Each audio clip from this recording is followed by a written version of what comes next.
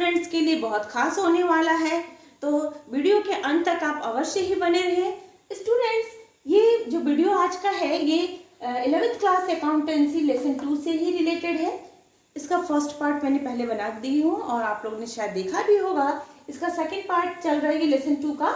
इसमें कुछ इम्पोर्टेंट और अदर्स अकाउंटिंग टर्म्स को लेकर मैं आप लोग के लिए आई हूँ, और ये वर्ड से मे बी कि आप पहले से फैमिलियर हो और मे बी कि कुछ न्यू वर्ड्स आपके लिए हो।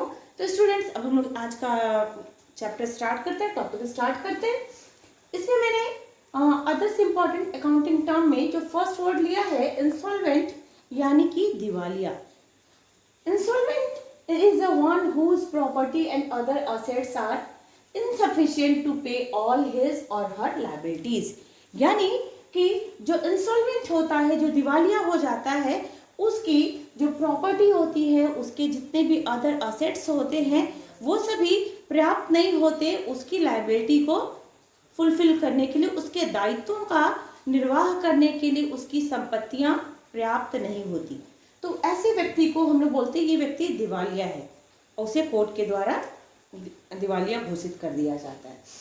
दूसरा है सॉल्वेंट, इंसॉल्वेंट और सॉल्वेंट। सॉल्वेंट को बोलते हैं शोधक्षम्य, हिंदी में इसका वर्ड है इसके लिए शोधक्षम्य। इंसॉल्वेंट, सॉल्वेंट ये बिल्कुल इंसॉल्वेंट का अपोजिट होता है। ऐसा व्यक्ति जो, ऐसा बिजनेसमैन जो अपने संपूर्ण लायबिलिटी को, अपने दायित्वों का अच्छे से निर्वाह कर सकता है, उसे हम लोग सॉल्वेंट बोलते हैं। A businessman is said to be solvent when he is able to pay his liability in full। एक ऐसा बिजनेसमैन जिसको हम लोग सॉल्वेंट कहते हैं, जो अपने फुल लायबिलिटी को पे करने में एबल होता है, सक्षम होता है, जो अपने संपूर्ण दायित्वों का निर्वाह कर पाता है, उसको हम लोग सॉल्वेंट कहते हैं। नेक्स्ट है बाउचर, जिसे हिंदी में प्रमाणक कहते हैं। बाउचर एक रिटन डॉक्यूमेंट्स होता है। Written documents is support of a business transaction is called voucher। Voucher एक ऐसा डॉक्यूमेंट्स होता है जो कि रिटन में होता है, और जो भी बिजनेस में ट्रांजेक्शन्स होते हैं उनका एक ये प्रूफ होता है, इसलिए इसको हिंदी में प्रमाणक भी कहते हैं। ये प्रमाण होता है कि जो भी आपने बिजनेस में जो लेन देन किया है, जो ट्रांजेक्शन किया है, उसका ये रिटन में, लिखित में प्रमाण होता है, इसलिए इसको बाउचर और हिंदी में प्रमाणक कहते हैं। डेप्रिसिएशन, मूल्यह्रास। डेप्रिसिएशन जब कभी फिक्स असेट्स कौन से, इसके पहले वाले वीडियो में मैंने बताया कि फिक्स असेट्स क्या होते हैं, जैसे बिल्डिंग है, मशीनरी है, प्लांट है, व्हीकल्स हैं। तो जब कभी फिक्स असेट्स के प्राइस में टाइम पास होने के साथ साथ उनके जो वैल्यू में जो डेप्रिसिएशन जो आता है, उसका जो मूल्य होता है वो जो कम होता है, उसमें जो ह्रास आता है, उसी को हम लोग मूल्य ह्रास कहते हैं।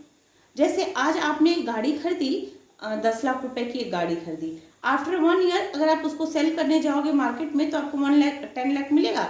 नहीं मिलेगा। मे बी 8 लाख, 7 लाख, 5 लाख, 4 लाख, मतलब उसका जो अभी करंट प्राइस है, जैसे जैसे टाइम पास होगा उसके प्राइस में, उसके वैल्यू में गिरावट आएगी, उसी को हम लोग बोलते हैं मूल्यह्रास या डेप्रिसिएशन। नेक्स्ट लिया मैंने इनकम, आय। जनरली हम लोग सब जानते हैं कि इनकम क्या होता है, बट इसको हमको डिफाइन करना है। इनकम के जो कुछ भी हम लोग अर्न करते हैं जनरली उसी को हम लोग इनकम कहते हैं। बट बिजनेस में the difference between revenue and expenses is called income. Revenue यानी आपको जितनी भी चीज़ें प्राप्त हो रही है, कुल टोटल प्राप्तियां, अगर इसको अच्छे से समझें हिंदी में, तो जितना एक बिजनेसमैन को बिजनेस से जितना भी प्राप्त होता है और जितने उसके खर्चे होते हैं, दोनों का जब डिफरेंस हम लोग निकालते हैं तो इनकम आती है, आय प्राप्त हो जाती है। Income difference between revenue and expenses. Business में जितने भी रेवेन्यू आ रहा है उनमें से टोटल उसके जो एक्सपेंसेस हैं, बिजनेस से रिलेटेड एक्सपेंसेस, उसको माइनस करने के बाद इनकम आ जाता है। नेक्स्ट पॉइंट है एक्सपेंडिचर, खर्च। Expenditure denote any payment made to be obtain assets, goods और सर्विस। बिजनेस में किसी गुड्स को यानी माल को, असेट्स को, कोई संपत्ति के लिए और किसी सेवा को प्राप्त करने के लिए जो कुछ भी भुगतान किया जाता है, जो भी पेमेंट किया जाता है फॉर असेट्स, गुड्स और सर्विस, इनके लिए, इनको बनाने के लिए जो भी पेमेंट किया जाता है उसको हम लोग एक्सपेंडिचर यानी कि खर्च कहते हैं। ये हमारे बिजनेस से रिलेटेड होना चाहिए। रेवेन्यू अभी मैंने ऊपर बताया कि income is equal to revenue minus expenses. तो रेवेन्यू क्या है? उसको हिंदी में रेवेन्यू को आगम बोलते हैं, यानी जितना भी, जो भी पैसा, जो भी कुछ बिजनेस के अंदर जो आ रहा है, जो भी बिजनेस ट्रांजेक्शन्स करने से जो भी हमारे पास इनकम हो रही, जो भी कहीं से, सॉरी इनकम नहीं, जो कुछ भी आ रहा है, जो भी पेमेंट आ रहा है उसको हम लोग रेवेन्यू कहते हैं। Revenue refers to the earning of business.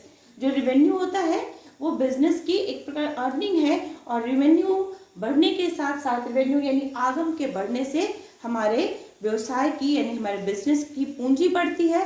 That means कि हमारा जो कैपिटल होता है वो इंक्रीज होता है। जब बिजनेस में रेवेन्यू अधिक होती है तो हमारा बिजनेस का जो कैपिटल है वो इंक्रीज होता है। क्लियर? बैंक, सब जानते हैं बैंक क्या होता है, लेकिन अगर मैं आपको कहूँ कि बैंक को डिफाइन करिए कि बैंक क्या होता है, तो मे बी कि सब लोग ना कर पाए।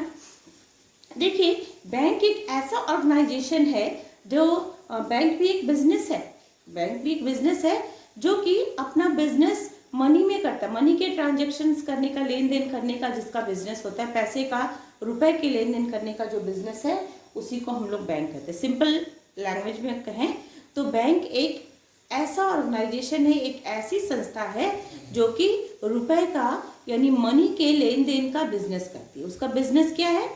मनी है। ओके। बैंक ओवरड्राफ्ट, जिसको हिंदी में बोलते हैं बैंक अधिविकर्ष।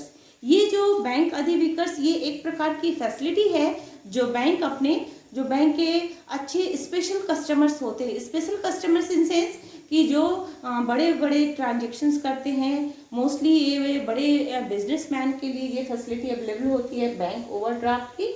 इसको हिंदी में बैंक अधिविकर्ष कहते हैं। इसमें होता क्या है? बैंक अधिविकर्ष यानी बैंक ओवरड्राफ्ट है क्या?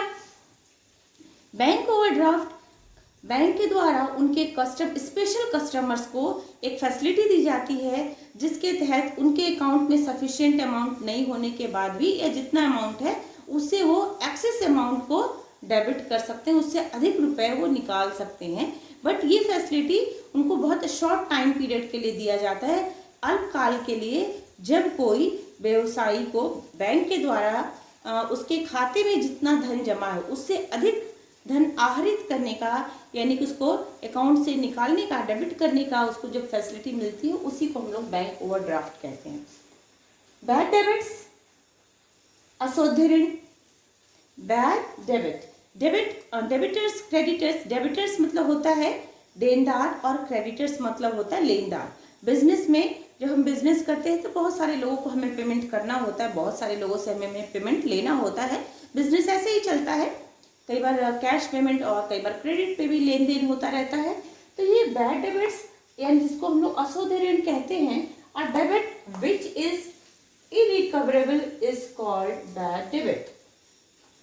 बैड डेबिट्स, अशुद्ध ऋण ऐसा जब है, ऐसे आपके जो डेबिटर्स होते हैं, जो आपके देनदार हैं, जो कि जिनसे कि आप अमाउंट को रिकवर नहीं कर पाओगे, वो इरिकवरेबल है, जो उनको अशुद्ध ऋण कहा जाता है। जिनसे कि आपने उनसे पेमेंट आपको लेना था, लेकिन अब आप श्योर हो कि वहाँ से पेमेंट मिलने वाला नहीं है, वहाँ पैसा हमारा फंस गया है, उसको हम लोग बोलते हैं, कॉमर्स की लैंग्वेज में बोलेंगे बैड डेबिट्स, अशुद्ध ऋण। डाउटफुल डेबिटर्स, डाउटफुल जिसमें डाउट है, संदिग्ध ऋण, डेबिट। डाउटफुल डेबिट और डेबिटर्स दोनों में थोड़ा सा डिफरेंस है। डाउटफुल डेबिटर्स मतलब ऐसे डेबिटर्स, ऐसे देनदार जो पेमेंट करेंगे नहीं करेंगे उसमें डाउट है, और डाउटफुल डेबिट मीन्स संदिग्ध ऋण। आपने कई क्रेडिट पे माल दिया, उधार माल बेचा और वहाँ से पेमेंट मिलने का डाउट है कि वो पेमेंट हमारा मिलेगा या नहीं मिलेगा। मे बी कि वहाँ से आपको पेमेंट प्राप्त हो जाए और मे बी कि वो पेमेंट आपको नहीं मिले। तो debit whose recovery is doubtful, जो उसकी रिकवरी हो पाएगी या नहीं हो पाएगी ये डाउटफुल रहता है, ये एक संदेहात्मक रहता है, तो उसको हम लोग संदिग्ध ऋण कहते हैं। तो स्टूडेंट्स, इन पॉइंट्स के साथ आपका लेसन 2 कंप्लीट होता है और आई थिंक कि आप लोगों को चैप्टर 2 अच्छे से क्लियर हो गया होगा। तो नेक्स्ट वीडियो में हम लोग चैप्टर 3 देखेंगे। स्टूडेंट्स, आप लोग मेरे साथ यूं ही बने रहिए और नेक्स्ट एक एक करके सारे वीडियो में आपको chapter wise point two points सारे वीडियो मिलेंगे। अगर आपको अच्छा लगता है तो मेरे चैनल को शेयर करिए, लाइक करिए, सब्सक्राइब करिए। Okay students, bye.